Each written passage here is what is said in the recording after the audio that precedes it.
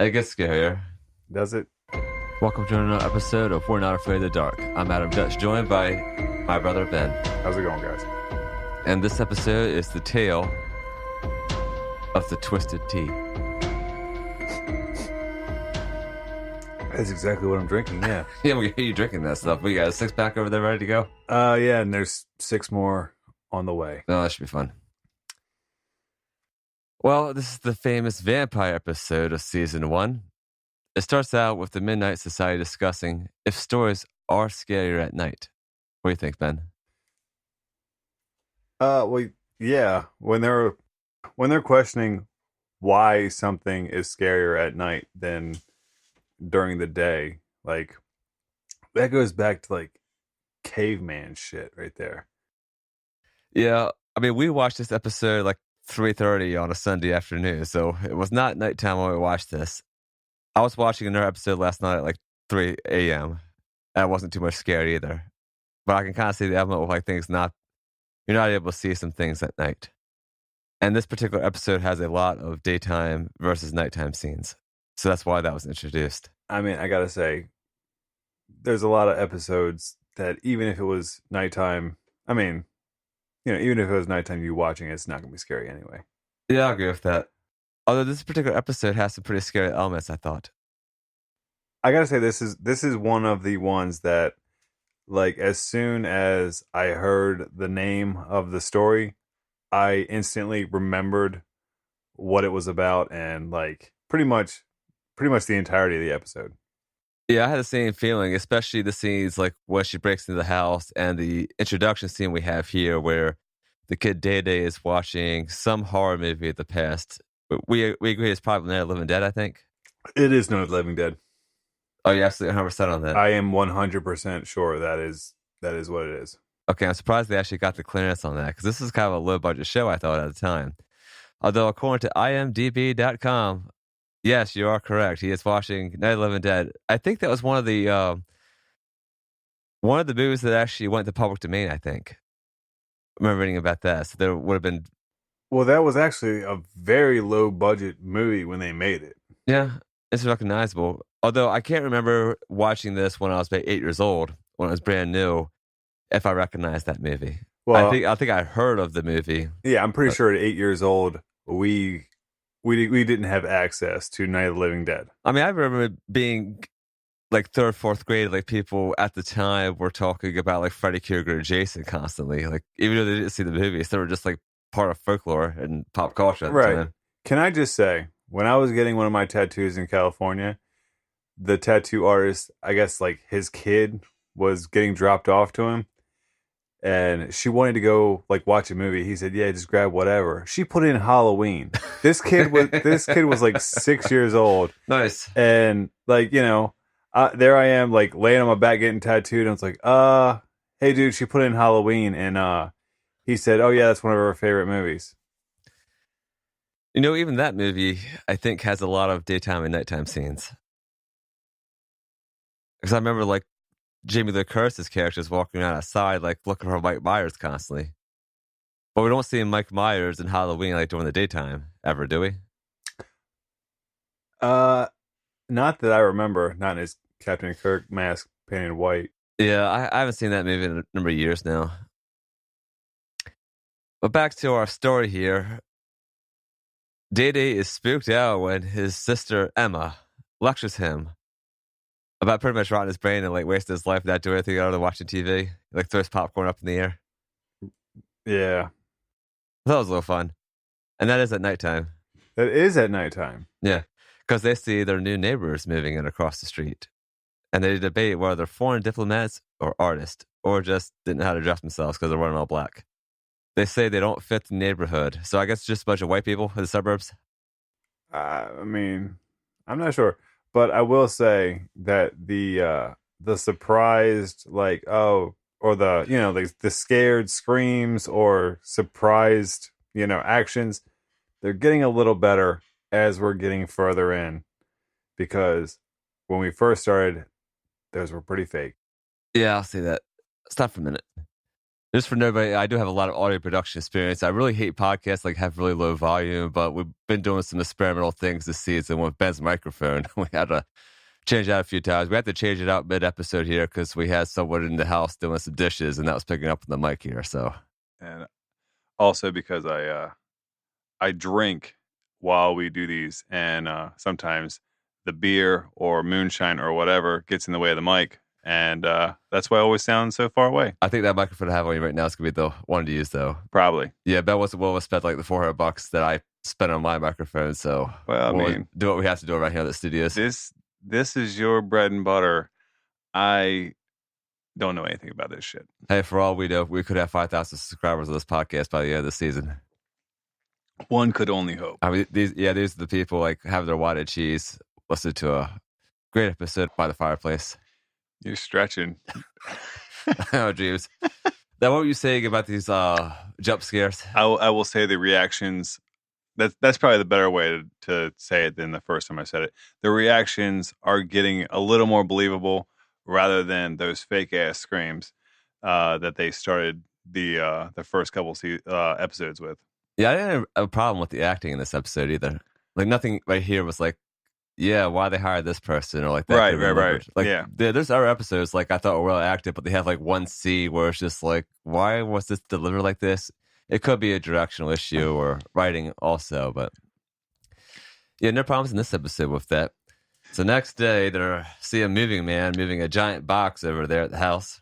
They decided to be nosy. The governor to go say hi. And delivery guy says that they are from the Ukraine. And then he says something like, why they were still in Russia. Oh, that they ordered the refrigerator from Russia. Yeah, I'm also keeping in mind like the time frame. Like this episode was put out in Canada in 1990, and at the time the USSR was still around. That collapsed in 1991. So when we saw it here in America, like Russia, it was 92. Yeah, Russia was a country then, and Ukraine was a country. Before that was just all USSR. So I was a little confused on that one, but maybe that's just me going too far into this geopolitical stuff. Yeah, I mean Nickelodeon should probably stay away from that stuff. Talking about the KGB and shit. Yeah, they do mention that. They do. They try to get political, but then I wonder if you ask an 8-year-old today if they know what the KGB is and see if they know. I have a 10-year-old. I mean, maybe we could ask him. Go ahead and ask him, and then we'll come back in a future episode. Actually, I had another thing I need to bring back for this episode, but we'll talk about it in a future time. I have to order something. Well, I'll let you know. He's with his dad right now. So it could be a while. Well, he'll be back in to he'll be with his mom tonight. But here's where my money's on, because of all the video games that are out nowadays. I'll bet you he knows what the KGB is. Oh, they mentioned that now in video games? Oh, yeah. Okay. Call of Duty and stuff. It's all like Spec Ops and all this other stuff. Absolutely. He's going to know what the KGB is. I only know if like they come out for new Grand Theft Auto, which is really the only video game I play nowadays, other than I've been addicted to Civilization 6. Oh, dude. I love the Civilizations. It's so addicting. Like, I played it for 8 hours straight the other night, and I'm like, hey, I didn't know it was 8 hours. It felt like 2. I just love how I gave you a 360 just so you could play Grand Theft Auto, and it's just sitting there collecting dust right now because you're not in that mood. Yeah, I'm also in the mood of, hey, Adam needs to build his company and produce a lot of outstanding podcasts. So. But you could also run over a prostitute or two to unwind. Well, what I was thinking, I mean, unless the new GTA has like a KGB unit, I don't know if the kids are maybe not know or. I'm telling you, it's Call of Duty is going to be the way to go when they know what, military and spy units. That's what it's going to be.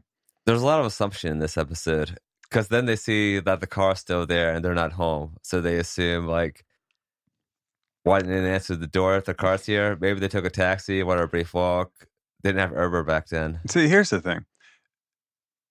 How do they know that that's their car? Like, they just moved in. So, like, if they bought the house or did whatever, people leave shit. People leave shit at the house. Hey, I actually remember something. What's up? I had a license plate, pretty clear view there. What state was that? Or what province? I wasn't actually paying attention. I'm not sure. I'm going to go back to this real quick. Watch it be Ontario. Alberta? I'm going to call right now, Ontario. Nova Scotia? Quebec? You can't even tell what license plate it is. All right, so the version of this episode that me and Beth watched was on Daily Motion. It's like really pixelated. I have feel we found like a HD version of this, or just go to the production company, ask if we could borrow the master tapes, like we can find out. Or maybe it was just a prop license plate, didn't have a state location, or a location. Yeah, a province. Because it is assumed that most of these episodes, considering this is a Canadian production company, shot this in Canada and has Canadian actors and takes place in Canada and that good stuff. that was probably like the actor of like Mr. Braun. That was probably his personal vehicle that he parked in there. I wouldn't doubt it. We'll talk about the costumes later on, but I mean the outfits, these kids wear, it's like was wearing a plain pink shirt, that was wearing a plain teal shirt. It's like this show up, or was that planned? Who's the female? What's her name? Emma. She looks like the the girl next door with. It's always a baggy shirt or like like a lot of movie stars like. I don't know, like when you think of like the girl next door and like just like I guess the protagonist of certain movies, that's what they look like. Yeah, I can kind of see that. I mean, I'm keeping in mind also like this is early '90s here, so the fashion was a lot different at the time. Well, even like later on, like this, like it doesn't look threatening at all type of costume or like I don't know outfit or whatever. That's usually how they go for it. After that, the mom says she's running late and stumbles right into the mailman. His name is Mr. Mitchell. She's like, oh fuck this. He's dropped in the mail. I'm just going to get the hell out of here. Don't forget to tell your father about... Oh, I'm sorry. I'm late. Bye. Yeah, I'm late. Fuck your mail. Fuck my mail. How unlucky can he be? There's no obstructions any other way, anywhere. Yeah. And she just backs right into him. And then that is a fake ass fall. He stumbles backwards and then it's like he sits down. Like, They did that so they could see like they didn't see the imprint on it or the bandage I think he had on him, right? He had it on his neck. Yeah. But I don't know. Well, Mr. Mitchell says that he met the Bronze, they came over, and after that night, he started getting sick. And they sure know how to party. Yeah. Makes me think what was happening that night. Yeah, who parties with the mailman at like at night, It's also assumed that the mailman lives like in the same neighborhood. He's not like across town or like commuting to work or anything. Just a small little suburb, I'm telling you. Yeah, he delivers milk too. Well, Emma becomes a little nosy bitch. She does that. Yeah, because she's looking outside to see the neighbors moving that heavy-ass crate inside. Hold on. Wait. I mean, this is Betty Ann saying this over a voiceover, by the way. How do the Bronze know who their fucking mailman is the night before they move into their house? I'm going to come back to that in a future scene. Oh, okay. Because there's a continuity issue. There's continuity issues all over the fucking all right. shit. So, okay. Of course, this had to happen during the actual story. But she says the Bronze don't talk to anyone. But they just got in town. Except and the mailman just said that. Yeah, they don't talk to anybody except for him because they fucking party. They also say that the Bronze son, Lex, isn't seen during the daytime. Then how do they know what... Never mind. I was going to say, how do they know what his name is except for Mr. Mitchell doing blow off their coffins or whatever? That's Betty Ann doing the voiceover. Oh. She's telling the story then. So. It's a little bit different in that context. Well, then we'll flash forward to Emma taking out the trash, and then Lex does kind of say hi to her, asking her to come into play. She says it's too late. That could have had like a Newark accent. It wasn't like Eastern European, right? Yeah, but I mean, I know how we were raised by our mom and dad. Can I come in and play? It's kind of late. Maybe some other time. Motherfucker, you don't invite yourself in, whether you're a vampire or not. Yeah. You don't invite yourself in. I don't know. Maybe there's one of those kids like don't have a good home life, and like they just show up at your door at 8 hour. We had that shit happen. It's like, what the fuck? I'm trying to do something here. No, you know what? That mom was like the neighborhood mom and like took in all of the kids around like when we were kids. My God. She was Martha Stewart before she went to prison. Yeah, and luckily we didn't have any vampires walk around our road. That we knew of. Yeah. Well, they say Lex didn't start school, so maybe he's one of these geniuses like Doogie Howser that like is working as a doctor at the same hospital the Browns are. Nice Doogie Howser reference there. I like it. Don't mind me. Well, they say that Mr. Mitchell's STD is going around because a lot of people are losing energy and no one knew what it was. That's true. Yeah, I think we should start naming these pocket episodes like The Tale of Dr. Vic's Meth Lab, The Tale of the Neighborhood STD. Well, how about we do it like we say the actual name and then like, oh, well, what would you name? We've been doing that actually. Yeah, that's a good idea. We'll put that in show notes here. We've been doing that at the end of everything. Stay centered. You stay centered. No, that sounds a lot better right there. I know, but I also move and drink and all types of other things. So we're transported to Emma having a deep sleep, peaceful bedroom. And I had a flashback to the Hungry House with this fucking window, open it up and all that like fall coming up there. Do you know what I had a flashback to? Dracula Dead and Loving It. Yeah, I haven't seen that in a while either, but another Wait, so we got Emma and then Enemas, which was popular and Dead and Loving It, right? Yes. But Dead and Loving It came out like, what, 94, 95? I'm not entirely sure. Somewhere in the mid-90s. Rest in peace, Leslie Nielsen. Yeah, great actor. You are one of my heroes.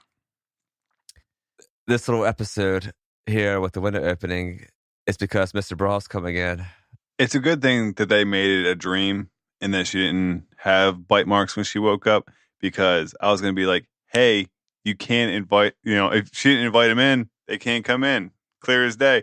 I'm glad they made reference to it because I didn't remember like all the fine details of this, but I did remember, the majority of what this episode was. If I do go for my doctorate in cinema studies, I promise you my thesis will be a complete academical analysis of every single Are You Afraid of the Dark episode again. Hopefully someone will read it, so I was just going to end up in a library somewhere. That's why we have podcasts nowadays. Maybe someone did this in the late 90s. After she wakes up from her bad dream, she goes in the Day-Day's room, who has a decoration in this room that I've never seen in anybody's room before. I've seen maps, and of course we had maps also, but he has the whole fucking wall like a world map. Which is very convenient when they ask where the Ukraine is. Yeah, I looked it up. She does luckily point in the pretty much region that Ukraine is located in. She's not pointing to like South America or anything like that, like some people probably would. My favorite scenario I heard, this actually happened to somebody. Do you know how in United States maps, how the safe space, they put like Alaska and Hawaii in the like bottom left corner? Right. Someone told me their cousin or sister saw that and thought Alaska was near Hawaii. Yeah, oh my God. Well, next to California, it's like, okay. Jesus. That's bad. Well, Emma, of course, is a nosy girl. She's full of stereotypes because she says that Ukraine is near Bulgaria, Romania, Transylvania. Just making assumptions, but I think this episode's overlying theme is the fact that, well, we never had this growing up, but we have had situations where like someone moves in next door to you. You're not too sure who they are. We actually haven't. Yeah. I mean, I've had like people moving to different apartments, but I'm usually like doing my own life nowadays. But I imagine kids, like if you had next door neighbors moving in and out. Yeah, I was gonna say when we were kids, to this day we've had the same fucking neighbors, and only recently has like the house been vacant. And here we are, what, 33, 30? Yeah. We live in a rural area again, so we're not living like the suburbs where the housing market's booming.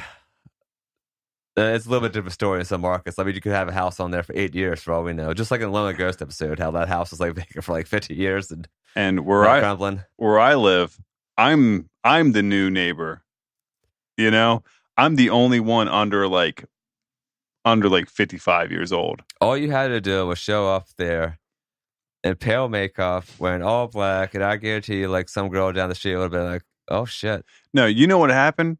When I moved in, they were walking by with their dogs and shit, and I was bringing in, rifle cases, handgun cases, bulletproof vest, like all this other shit, sea bag, all this shit. And then my girlfriend, now fiance, moved in about a month later, and she has a Pomeranian.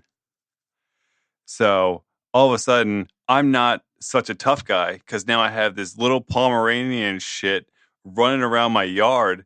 And then that's when all the neighbors thought they could approach me, because now I'm not this unstable dude with all these guns. Now I'm this dude with a Pomeranian running around his yard. Hey, that dog is protective. But yes, it would have been a different story if she had like a Saint Bernard or some shit. Yeah, if I had a German Shepherd or like a pit bull, they still wouldn't know my name. That's a good one.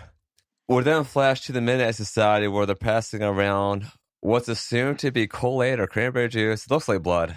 It's all come from the same container, though. Why does that canteen or whatever they're pouring it at looks like, those cheap ass plastic mustard and ketchup things? You know what I'm talking about? That, like they have the white top that you screw on.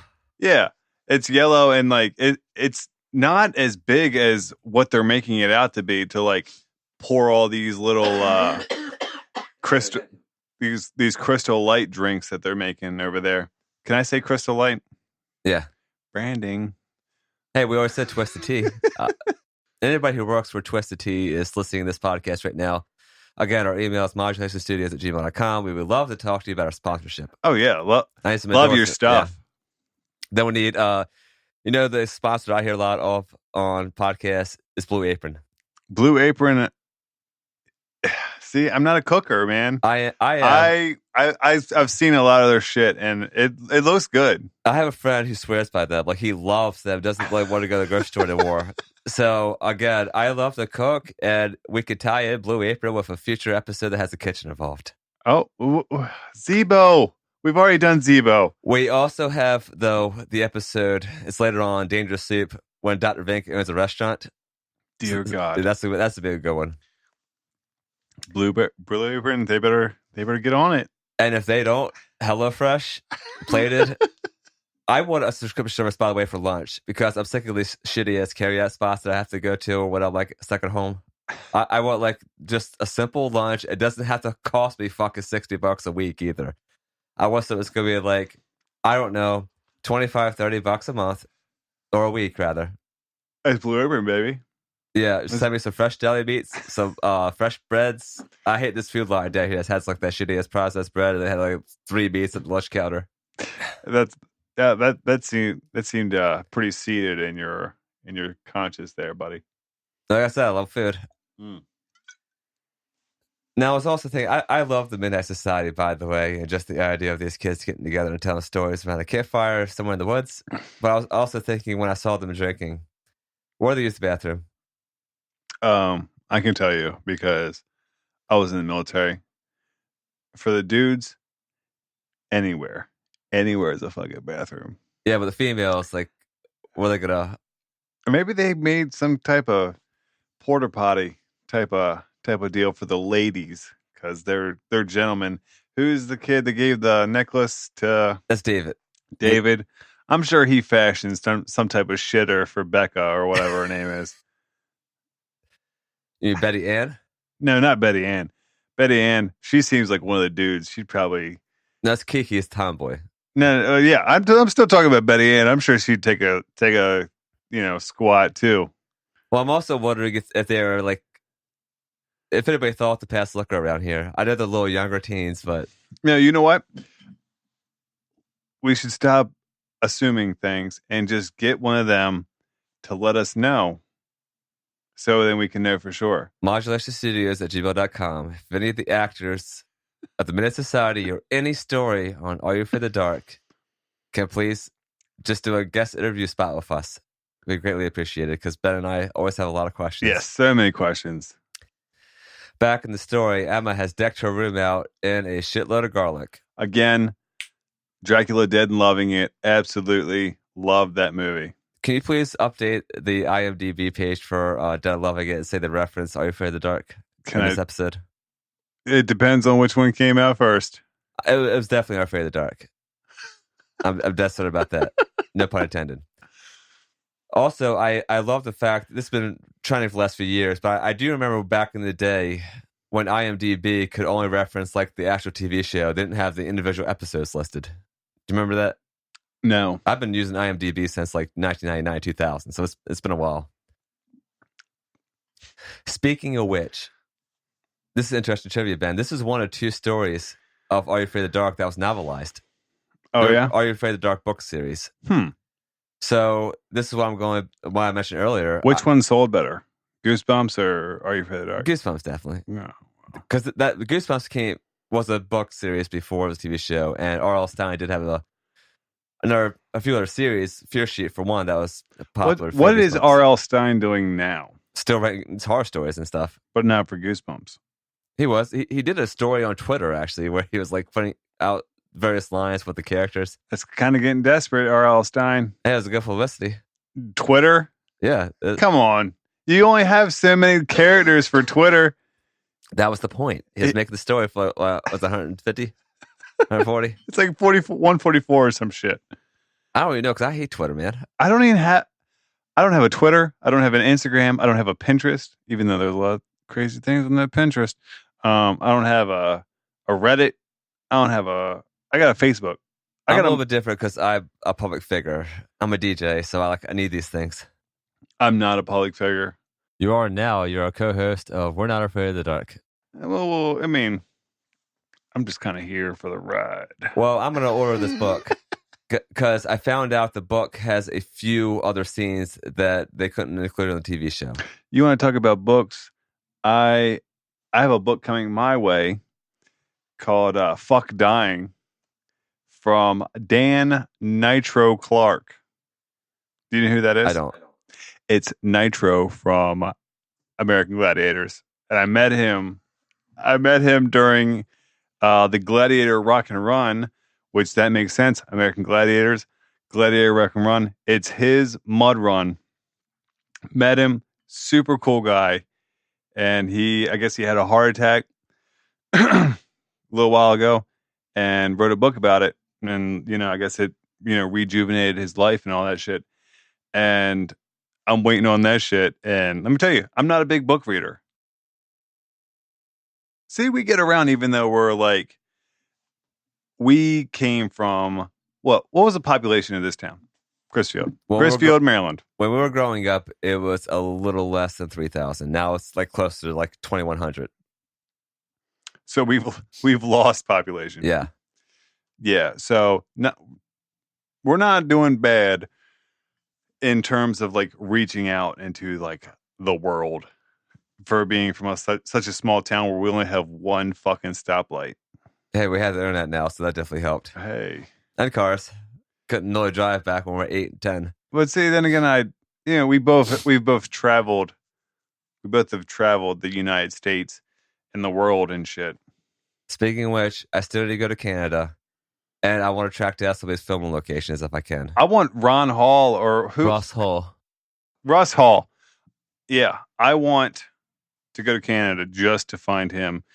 I'll go to the news or weather place and just sit out there in a tent till he comes and talks to me. That's some dedication there. Well, back to our story. Emma says that vamps can't come in unless they're invited. And they hate garlic. They hate crosses. She says they leave the same time every night.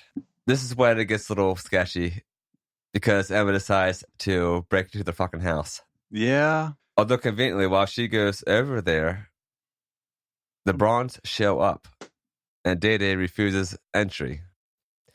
But my question right now, and I think this is the biggest plot hole of this story. It's assumed that by the time they move into at this point in the story, since like the disease or whatever you want to call it was being spread around town, that was a few weeks maybe because they say never ship at school. It's a blood disease. Why? Just say it what it is. HIV. Why the fuck are they just now showing up to the house next door? Like, wouldn't that be like the first stop? They just went to the whole neighborhood and now they decided to go to the house next door?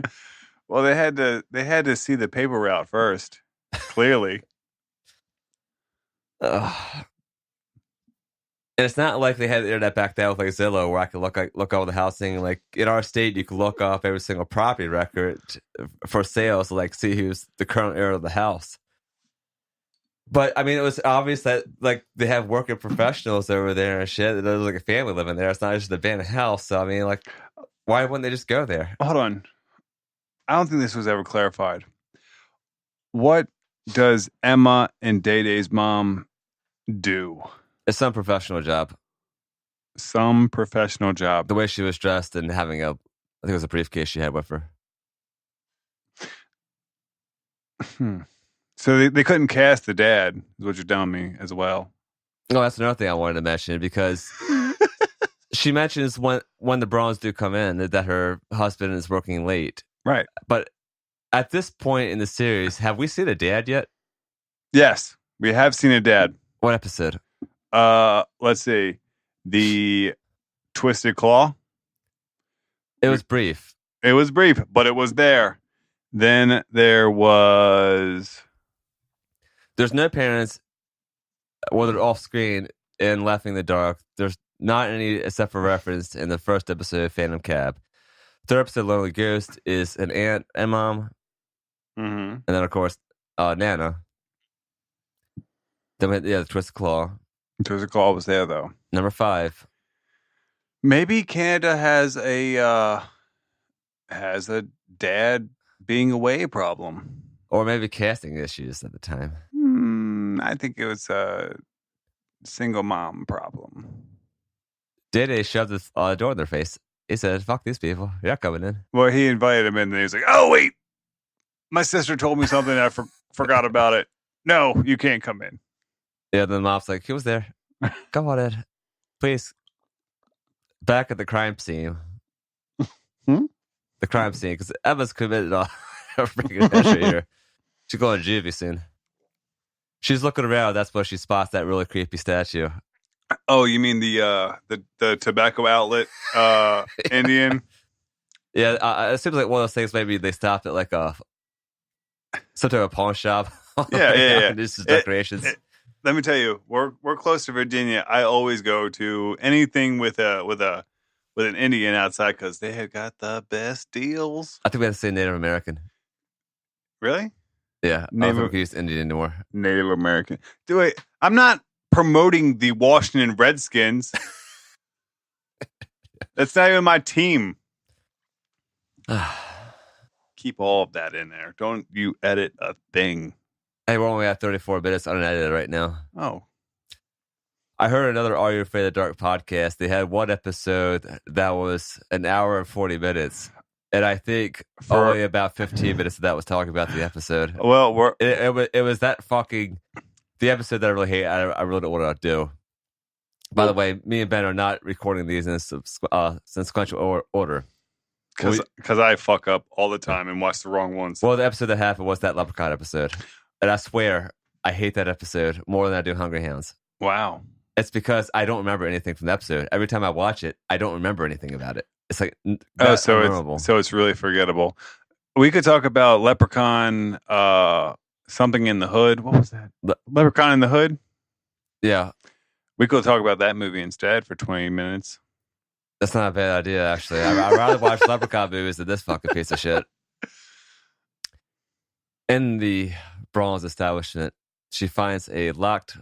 I think this is a walk-in freezer, maybe. It has a temperature gauge on the side of it. Is that what I was seeing there? Yeah, but she doesn't fuck with it at that point. She goes mess with that one. She sees a rat that makes like a sound that I've never heard like a type of animal like that make before. I think she was more scared about that Native American tobacco statue than the rat. Yeah. Back at the house, they say that Lex hasn't been feeling well since they got there. And that they study healthcare and medical services. They go off ambulances to study techniques they can bring back to the home country. I'm pretty sure that they have other shit going on in ambulances than having people, like another 2 seats taken up while they're working on people. I was wondering about that. Like, there's invite them over. Like, are they working on the scene or are they just like there taking field notes? Yeah. sitting out there with a pen and paper. Because let me tell you, when I was a correctional officer and we would go out on ambulance runs because of dudes that got stabbed up and stuff, like you want to be as far out of the way as possible when they're working on dudes.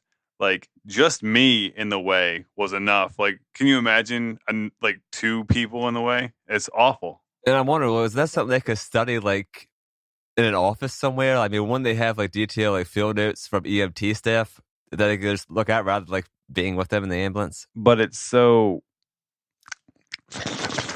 bloody. Yeah, I mean, they could also do this to like urgent care, like ER room, like shock trauma kind of deals.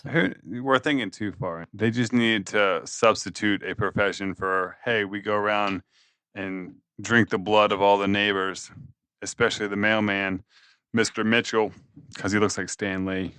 If this were real life, Emma's going to be in jail right now. Because she also says that she finds a combination lock and says if she could break him at school, she could break him here. Yeah. What the fuck is she stealing at school, man? Man, she's such a little criminal. God. And those things aren't hard to break. Like those little master locks, the ones that have the black label, like you can twist those and break them within like 30 seconds. Let me tell you, with the dad working at night and the mom being late all the time, they're not taking care of their kids very well because those motherfuckers know how to break master locks, and the other one is rotting his brain watching Night of the Living Dead. At the house, Mr. Braun says they must get back. You've been most gracious, Mrs. Toll, but we only came to introduce ourselves and we must get Lex home. Lex didn't say anything at the house. What is all that noise? Don't worry about me. Lex only had one line this entire episode. Yeah, he doesn't talk at the house at all. All he said is, "Can I come in and play?" That one time. He never says another word. Day tries to keep them there because he knows Emma's at their house and asks Lex if he wants to play video games. But my question is, like... What video game? Well, that was the... That's my question. Yeah, I had a little more logical one that makes more sense in the situation. Like, wouldn't they have done that when they first got there? Because usually when like, neighbors introduce themselves, like they put the kids together so the adults can talk and the kid can make a friend. But the broads have been just children are drinking their tea with Daddy and Emma's mom shooting the shit. And Lex is just sitting there in the middle, just not saying anything and not like playing a Game Boy or anything. Well, meanwhile, Daddy is upstairs looking out the window, probably seeing if Emma's done yet. Huh. So this is why I need to work like on a production TV show. Again, modulationstudios@gmail.com. I am for hire. Braun says they'll be back now that they have been invited. They can come back anytime. Emma's shocked by Dede, who goes to warn her. Then they find the blood container in that cooler because she did get the lock off. It'd be scarier if it was like Tang. Do they even make Tang anymore? I don't think so. I haven't seen it anywhere. It's like High C. They still make that, but I haven't seen it really. I want some fucking Tang now. They leave the cooler unlocked. What was that? Don't you worry about it. They leave the cooler unlocked. Dede says they need to tell someone, like the police or their parents. And Emma says they won't believe them, of course. Oh, yeah. Well, when they were talking about vampires, they said no one would believe them. So you call the Lost Boys for that. I haven't seen that movie in a while either. And I need to because I see that movie referenced so often now, especially with this like 80s horror thing coming back. The next day before school, Emma needs to take this in her whole hands by going there and committing. She works her way up, Ben. She's first cracking locks at school. Now she's breaking entry. And now she's trying to commit first-degree murder because she says she's going to put wooden stakes in their hearts. When she brings those tools over, do you know what movie I was thinking about? Which? Lost Boys? No. Ernest Scared Stupid. You know, I really want to watch that, do like a special episode. Me and Ben were talking about some movies we could watch, like put in between the seasons here. Or just start a new podcast. I have Ernest Scared Stupid. Let me tell you, Ashley, my fiance, she had not seen a single Ernest movie when I met her. Wow. And now She loves them. She has the one of those, like, what do you call those figures that like characters like pop art? You have them at your house. the Pops? Yeah, the pops. Is there one for Ernest yet? No. I saw a Bob Ross one. I wanted to get that for me for Christmas, by the way. Well, I mean, I'm not going to say that I got it for you, but let's just see what happens. All right. Ben's over here playing Santa Claus. Oh, that reminds me. Was there ever a holiday special of Are You Afraid of the Dark other than ones that mention Halloween or the April Fools? Or was there a Christmas one? I'm not sure. Yeah, I can't remember vividly. I'm sure we could probably find one. And again, Ben and I are going to do the whole series, even seasons 6 and 7, and neither of us have seen 6 or 7 either on any episodes past season 5, the original run. So this should be interesting. We're going to find some new stuff there.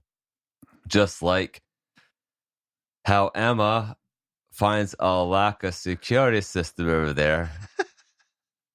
She finds the walking cooler again, says she can break the lock easily.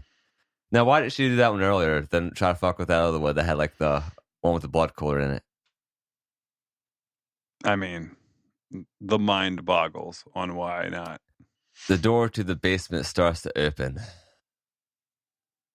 and cracks of light come on. They hide under this table, which is the worst location I've ever seen for anybody. Oh my God, yeah. I actually remember watching this as a kid, and Mom saw it with me. It was like, what the hell is this? I mean, it's like anybody who's like looks at all with any vision or they're just up is gonna see that they're there. Oh my God, yeah. And see that's where shit gets confusing. Okay, vampires, like, okay, it's nighttime, but then they got the lights on in the house. Like, how much light can a vampire take when they're like, I would think, all right, they're bats. They can transform into bats, right? Yeah, that's another part of vampire folklore. So that's nocturnal, right? Night vision. Yes. Night vision. So why the fuck do they need to turn on the basement light and then, not see someone hiding under a fucking white table that is all of 2 feet fucking wide, and their both legs are hanging out of that fucking thing? Here's the only logical explanation I can think of what happened. Glaucoma. No. Oh, okay. Go ahead. It was the day of the shoot, and they're getting everything lined up for the set.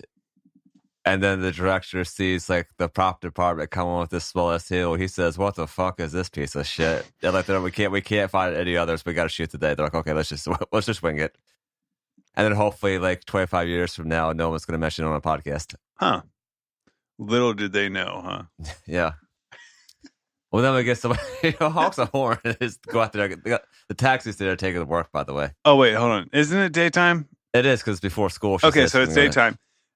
I asked that question when we were watching it. If they honk the horn during the daytime, and I would assume this is Mrs. Braun that's walking around with those sexy ass boots and leather. I thought it was the guy. Really? I thought it was Mister. Well, he must work out. Anyway, when they honk the horn and they walk away, who the fuck cares? You can't go outside. But little do we know, they do go outside during the day. So I guess what I just said isn't valid. Yeah, when Emma and Day go outside, they see the Brauns out there with a medical cooler. They say hi, but Emma shows them a cross, being a little culturally insensitive. And they say the schedule's changed. They ask about the blood. They say it has a surplus from the hospital that they store at their house. Wouldn't there be some like health regulations against that? Yeah, I would assume they would put it in something other than just a basic freezer, like chest freezer that you keep in your fucking basement. Yeah, that's the one that got at Sears the week prior. Or maybe it was the special order from Ukraine. That's why they had to have it shipped all the way there. However, well, everybody else has the HIV in town, so I mean, they have to keep it somewhere. Mrs. Braun's, then says that Lex isn't feeling well and asks Daddy if he can come over to play video. those video games. You know, when we were sick, we weren't. You know, I don't think Mom was asking us, "Oh, hey, Adam and Ben are sick. You mind if they can spend the night and play video games? If he's sick, keep his punk ass at home." But maybe she felt. Maybe he wasn't ill. Maybe he was just. And he's just not feeling well. It could be homesick or Homesick? You can go back to the Ukraine if you're homesick. your parents got to work though. Well, no, because they're switched to fucking days now. Well, Day thinks his sister's full of shit. Well, I think fucking the Bronze are a little fucking trying to pawn their kid off on people. Hey, we're at a twist ending here because the Bronze go in there. I see what you said. Twist. This is my 6th twisted tea. Jesus, already? I get it done. That's Son. one episode. I know. We got 2 more after this. Yeah, we have the whole season now. We're trying to record the season in one track here. Dear Lord.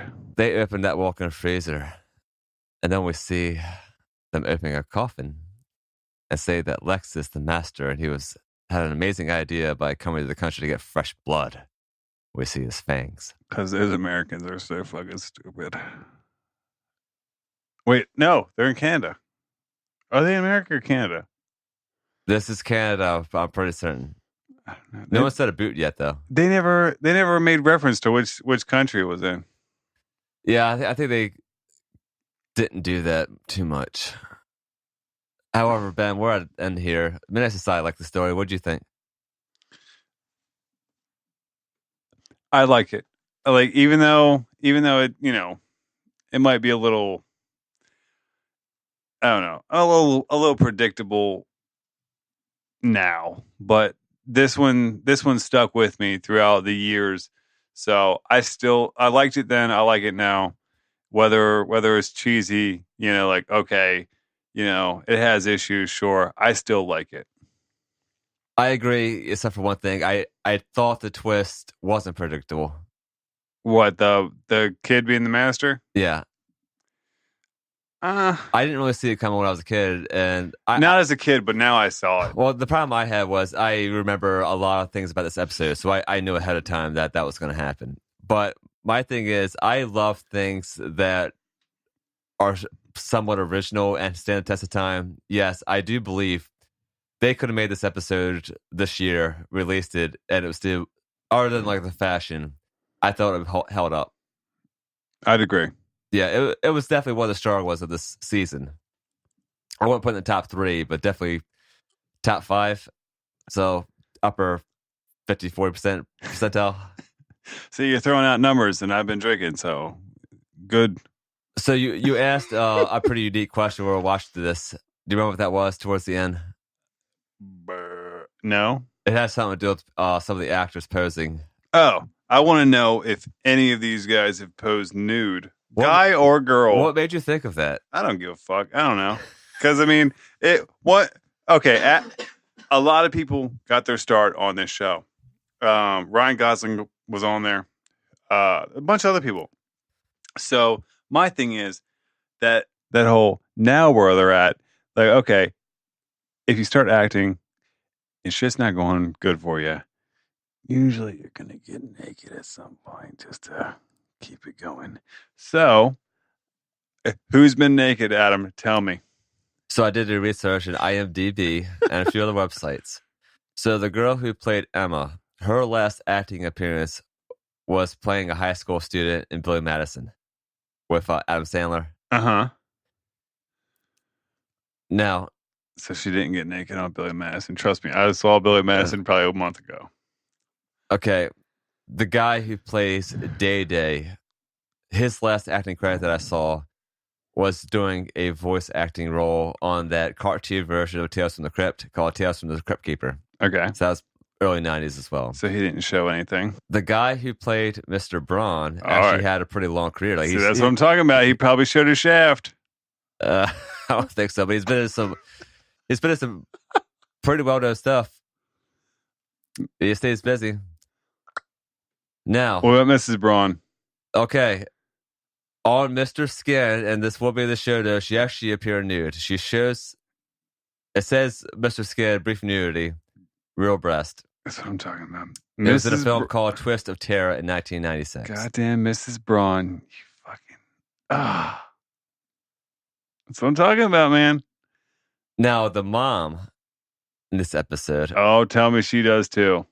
this was her only acting appearance on IMDb. God damn it. Maybe it was like the set designer's wife or like the friend of a friend. Let me tell you, Mrs. Braun, though, she was hot. You can go for that. I'll go with Mrs. Braun. Yeah. That's what I said. Oh, I thought you said Mrs. I thought you said the mom. No. Well, I mean, I don't know. I'm That's drinking them Francois Robinson. That's her name. God damn, Mrs. Braun. What about the guy who plays Mr. Mitchell? You think he would have posed dude at some point? Probably before Are You Afraid of the Dark? But no, hold on. He couldn't have, or else they wouldn't have took him. Yeah. Well, this is a production company from Canada, so Disney, you couldn't. He was probably a postal worker, like in real life, and they were just like, "Hey." He has some acting credits on here. But his first acting credit, despite his age, was like 1992. He was in Legend of White Fang. And his most recent was a short called The Matchmaker in 2014. Okay, let me ask you this. Is he still alive now? According to IMDb, it doesn't give a date of death or birth. So it's assumed to be yes. So he's a vampire. That's what you're telling me. Hey, right over, yeah. He's a vampire. They bit him. They bit his ass. Yeah, it looks like he's still alive here. God damn it. He's also in another Are You Afraid of the Dark episode. John Keyworth, you son of a bitch. He's in The Tale of the 13th Floor. He's probably the elevator pusher. He plays a guy named Gus. I remember the episode vaguely. I can't remember like the characters though, but that doesn't appear until... wait, we'll get to it next season. John Keyworth, I want to hang out with you. Again, this podcast produced by Modular Studios. ModulationStudios@gmail.com is our contact. Be sure to subscribe to us on wherever you listen to podcasts. We're also on YouTube under Modulation Studios. See you next time.